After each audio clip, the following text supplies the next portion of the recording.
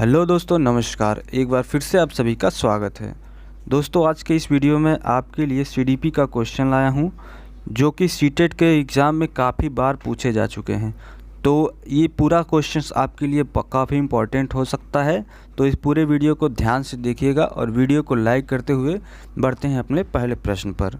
प्रश्न दिया गया है आपकी स्क्रीन पर, बाल केंद्रित शिक्षा शास्त्र का अर्थ क्या है, यानी कि बाल केंद्रित का मतलब क्या है, ये पूछ रहा है आपसे। तो दोस्तों, ऑप्शन पहले देखिए। ऑप्शन दिया गया है बच्चों की नैतिक शिक्षा देना। नैतिक शिक्षा देना बाल केंद्रित शिक्षा नहीं होता, इसलिए ये ऑप्शन गलत। इसके बाद ऑप्शन है बच्चों को शिक्षक का अनुमान और अनुकरण करने के लिए। अनुमान और अनुकरण करने के लिए नहीं होगा, ये भी गलत होगा। और तीसरा ऑप्शन है बच्चों को अभिव्यक्ति और उनकी सक्रिय भागीदार को महत्व देना। दोस्तों, भागीदारी को महत्व देना जहाँ होगा वो ऑप्शन आपका पॉजिटिव होगा।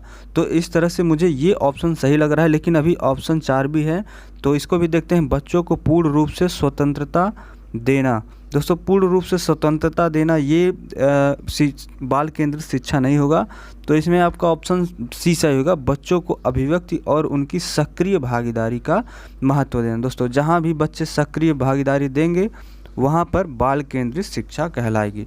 दोस्तों, आपको बता दें कि सीटेट में लगभग सारे ऑप्शन सही होते हैं, बस आपको वो चूज करना होता है जो ऑप्शन ज़्यादा सटीक होता है उस क्वेश्चन के लिए। तो देखते हैं दूसरा क्वेश्चन। दूसरा क्वेश्चन है, मानव बुद्धि एवं विकास की क्षमता शिक्षक को फिर डैश के योग्य बनाती है। तो इसका ऑप्शन है निष्पक्ष रूप से अपने शिक्षण अभ्यास। और दूसरा ऑप्शन है शिक्षण के समय शिक्षार्थियों को संवेगों पर नियंत्रण बनाए रखें। और तीसरा है विविध विद्यार्थियों के शिक्षण के बारे में अस्पष्टता। तो ये हमारा ऑप्शन सी सही होगा, लेकिन ऑप्शन डी भी देखते हैं, शिक्षार्थियों को यह बताने के लिए कि वे अपने जीवन में कैसे सुधार कर सकते हैं। तो इन सभी ऑप्शन में ऑप्शन सी मुझे सही लग रहा है, शिक्षा विविध विद्यार्थियों के शिक्षण के बारे में स्पष्टता। तो दोस्तों, इस तरह से ये ऑप्शन इसका सी होगा।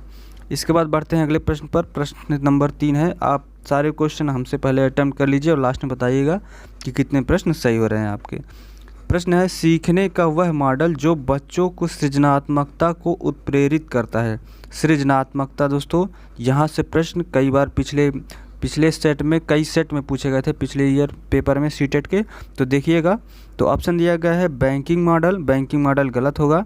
रचनावादी मॉडल, और ऑप्शन सी है प्रोग्रामिंग मॉडल, और ऑप्शन डी है उपयुक्त में से कोई नहीं। तो ऑप्शन बी होगा रचनावादी मॉडल, यानी कि कंस्ट्रक्टिव मॉडल जो होगा उसको सृजनात्मकता को उत्प्रेरित करता है। कौन सा? रचनावादी जो मॉडल होता है वो सृजनात्मकता को उत्प्रेरित करता है। तो इस तरह से ये ऑप्शन सही होगा। इसके बाद प्रश्न है, प्राथमिक स्तर पर एक शिक्षक में निम्न में से किससे सबसे महत्वपूर्ण विशेषता मानना चाहिए। तो कौन सी चीज़ें हैं जो सबसे महत्वपूर्ण है? दोस्तों, ये भी देखिएगा, सबसे महत्वपूर्ण है। महत्वपूर्ण तो सभी होंगे, लेकिन उनमें सबसे महत्वपूर्ण कौन है? तो ऑप्शन से आपको पता लगाना होगा। धैर्य और दृढ़ता। दोस्तों, धैर्य और दृढ़ता। इसके बाद शिक्षण पद्धतियों और विषयों को ज्ञान में दक्षता, अति मानक भाषा में पढ़ाने की दक्षता और पढ़ाने की उत्सुकता।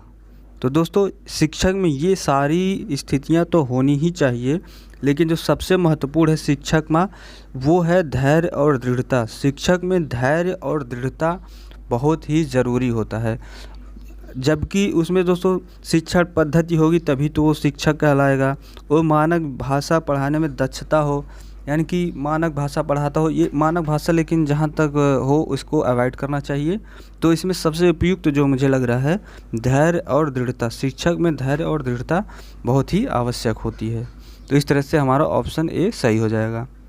इसके बाद अगला प्रश्न है, आपकी कक्षा में एक बच्चा रोज़ आपको परेशान करने के लिए अप्रासंगिक प्रश्न पूछता है, तो आप क्या करेंगे?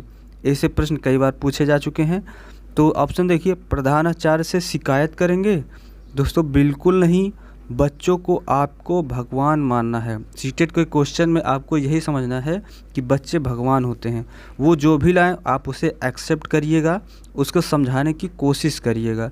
तो आप कुछ भी वो प्रश्न ला रहा है तो सीधे आप प्रधानाचार्य से शिकायत नहीं करेंगे, इसलिए ये प्रश्न गलत हो जाएगा। उसे डांटेंगे तो डांटना जो भी हो, जहाँ कहीं भी ऑप्शन में दिखे उसे आप तुरंत गलत काटिए, तो डांटना भी ऑप्शन निकल जाएगा।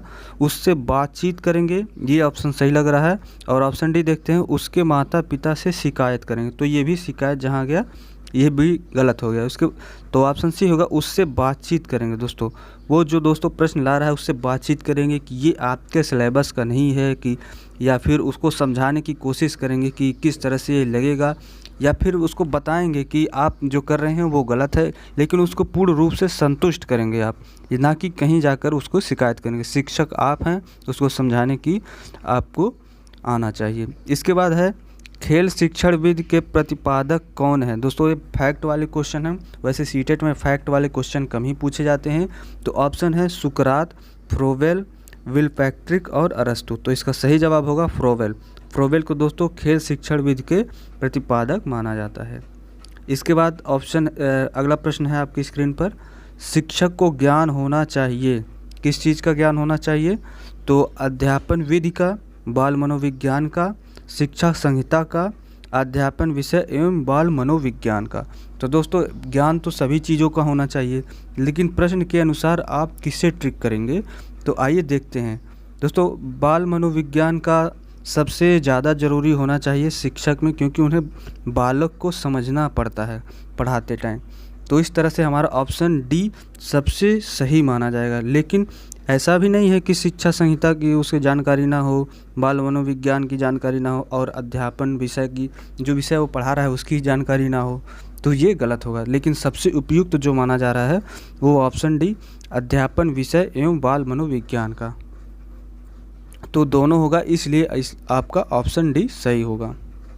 इसके बाद बढ़ते हैं अपने प्रश्न पर। अगला प्रश्न है, प्राथमिक कक्षा के बालकों के लिए शिक्षण की उपयुक्त विधि है। तो प्राथमिक शिक्षा के लिए पूछ रहा है, प्राथमिक कक्षा के लिए। तो दोस्तों ये बताइए कौन सी विधि होगी।